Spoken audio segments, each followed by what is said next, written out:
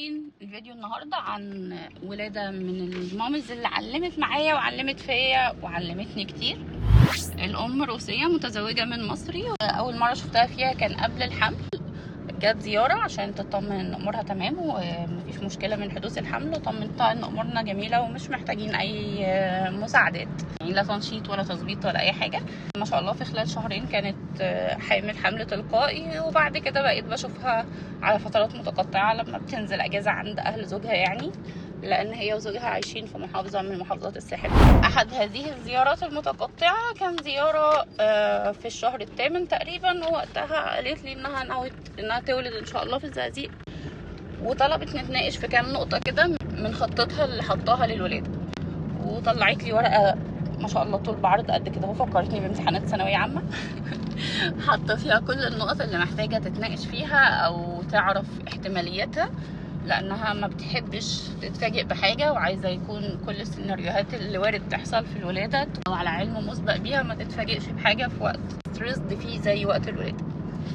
عجبني جدا انها ساردة كل النقط او الاحتمالات اللي ممكن تحصل، وعشان كده استأذنتها انه لو ينفع ننشر التفاصيل دي. هسرد عليكم بسرعة كده النقط، وهنعمل ان شاء الله فيديو منفصل لكل نقطة فيهم وشرح ايه اللي ممكن وايه اللي مش ممكن وايه اللي صعب نعمله. هي عملت السيناريوهين، قالت انه لو الولادة طبيعية حابة يحصل كذا، ولو قيصرية حابة يحصل كذا. هي طبعا ما شاء الله ذاكرت وعرفت خطوات الولادة واحتمالاتها وبدأت تحضر جسمها من قبل الولادة بشهور. قالت انه في المرحلة الأولى من الولادة حابة يكون حركتها فري موفمنت، تتحرك براحتها ما تتقيدش بنوم على السرير، وطلبت لو متاح توفير تيوب أو شاور انها تقعد في مية أو تقف تحت شاور مية دافية. والبيرسينج بول اللي هي كرة الولادة طلبت تجيبها معاها من المستشفى، واللايتنينج طلبت إضاءة خافتة طول وقت الولادة، وطلبت limited cervical checks، يعني انه ما تتعرضش لفحص النساء عدد مرات كتيرة، وطلبت ان الدكتورة اللي هتتابعها او النائب النساء اللي في المستشفى اللي هتبلغني بالفحص تكون فيميل، دكتورة سيدة يعني. وسألت عن البين ميديكيشنز، الأدوية اللي ممكن نستخدمها كمساعدة في تقليل الألم، الأكسيتوسين أو اللي هو الطلق الصناعي وتفضيلاتي فيه إيه أو بستخدمه إمتى. سألت كمان عن الباج اوف ووتر رابشر، يعني هل بفتح كيس المية روتين ولا بسيبه يتفتح لوحده. والمرحلة التانية من الولادة سألت فيها عن إذا كان هتقدر تختار الوضع اللي تولد فيه ولا مجبرة يعني على نوم على ظهر. وسألت عن عدد الأفراد اللي يبقوا موجودين في الأوضة وقت الولادة اللي داخل العمليات، يعني حبت يكون أقل عدد ممكن. سألت عن الإبتيورال، وهل ممكن يبقى on request يعني وقت طلبها تاخده على طول ولا إيه الشروط.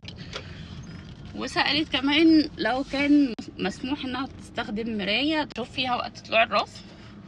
وسألت كمان عن هتركب كانيولا او حاجة اسمها سلاين لوك، دي حاجة هتأيدها في الحركة وانها تبقى مربوطة بالسرير ما تتحركش عشان في ايديها في محاليل، ولا هتكون حرة الحركة. المونيتورنج، هل هنبقى موصلينها بسي تي جي اللي هو جهاز رسم نبض الجنين مستمر ولا متقطع. الابيسيوتومي اللي هو شق العجان، وسألت اذا كان روتين ولا لحالات معينة فقط. بالنسبة للمرحلة الثالثة من الولادة، اذا كان في الامكان نعمل سكين تو سكين بينها وبين البيبي، كان في الامكان تأخير قص الحبل السري. وسألت اذا كان متوفر موضوع السيف الكورد بلاد. اعتقد ان الموضوع ده مش موجود في مصر، وايفن لو موجود فمش في الزقازيق يعني. سألت كمان عن امكانية ان احنا نأخر اي حاجة مش مستعجلة للبيبي، فيتامين كي في حقنة التطعيم، الرهن بتاع العين. طلبت انه نأخر اي رعاية طبية غير عاجلة للبيبي لحد ما هي تخلص الوقت اللي هي محتاجاه في السكان تو سكان والرضاعة في الساعة الذهبية الاولى. ولادة المشيمة، وهل بنسيبها تتولد تلقائي ولا بنتدخل. حطت خطة للولادة القيصرية، لو هنولد قيصري تبقى عارفة على الأقل أسماء الأشخاص اللي موجودين حواليها، أو تنسى رهبة العمليات بأنها عارفة مين اللي حواليها. تروح أوضة العمليات ماشية، مش مش على ترولي يعني عشان ما تحسش انها عيانة. طلبت كمان انه اي ادوية تتشرح لها قبل ما تاخدها، خصوصا لو هتفقدها وعيها. قالت انها بتخاف جدا او بتبانيك لو فقدت وعيها. ولو هنستخدم قسطرة بولية حابة ان يكون ده بعد ما تاخد التخدير النصفي عشان ما تحسش بيها. ولو هنحط ECG اللي هو رسم القلب بتاع الكبار اللي هو قلبها هي يعني، نحط الليدز بتاعته او نلزقها على ظهرها مش على صدرها عشان يبقى معاها مساحة انها تعمل سكين تو سكين. لو كان متاح يكون معاها زوجها في اوضة العمليات، او طلبت انه تكون ذراعيها حرة الحركة، او على الاقل ذراع واحد ما نربطوش في الدراعات بتاعت سرير العمليات. يعني لو في اي اجراء اخر غير الولادة ايا كان بقى، يعني لقينا كيس لقينا مش عارف ايه، ما نعملش حاجة او ما نعملش اي اجراء اخر غير بموافقتنا. طلبت الترابب ان احنا نحط الدروة، الفرش اللي بيفصل ما بين الام والمجال الولادة، انها مش حابة يعني تشوف الولادة والادوات والمقص وكده يعني، فطلبت يبقى فيه دروة.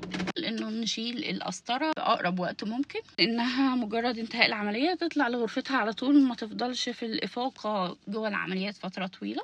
وبرضو طلبت للبيبي نأخر قص الحبل ونحافظ على طبقة الفيرنكس الموجودة على البيبي، ما نغسلهاش او ما نحميهوش. بمعنى اخر سكين تو سكين مجرد ما البيبي يتولد، سواء معاها او مع البارتنر مع زوجها، والبيبي يفضل معاها في اوضة العمليات لحد ما هي تخرج، يخرجوا سوا.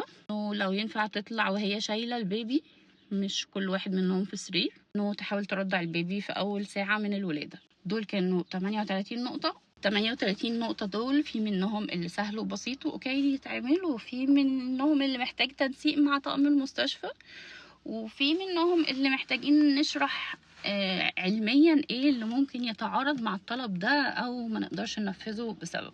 هناخد كل نقطة ونعرف ايه معناها بالظبط والرأي العلمي فيها وازاي ممكن نطبقها او نعدلها او ايه الاحتمالات الممكنة وقتها.